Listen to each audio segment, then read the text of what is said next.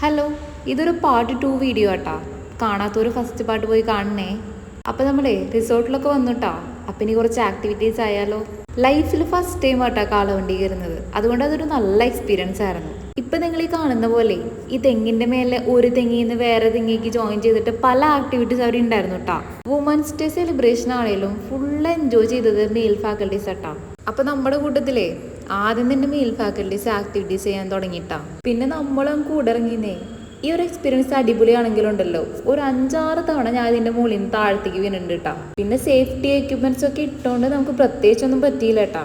അവിടെ നിന്ന് പിന്നെ ഈ ഗെയിം ചെയ്യാൻ വേണ്ടി പോയിട്ടാ. ഈ ഗെയിം കാണുന്ന പോലെ അത്ര ഈസി അല്ലായിരുന്നു കേട്ടാ. മേലങ്ങ് കയറി നിന്നിട്ടേ താഴത്തേക്ക് നോക്കുമ്പോൾ ഉണ്ടല്ലോ, ഒരു വല്ലാത്തൊരു ഫീലാ. ഈ കാണുന്ന ചിരിങ്കളിയൊന്നും അല്ലായിരുന്നു കേട്ടോ. അതിന്റെ മേലെ കയറി നിന്ന് എന്റെ കൈയും കാലും വിറക്കിയായിരുന്നു. ഈ ടാറ്റയും പറഞ്ഞു പോകുമ്പോഴേ അവിടെ ഒരു നെറ്റുള്ള കാര്യം എന്റെ കണ്ണി കണ്ടില്ല കേട്ടാ.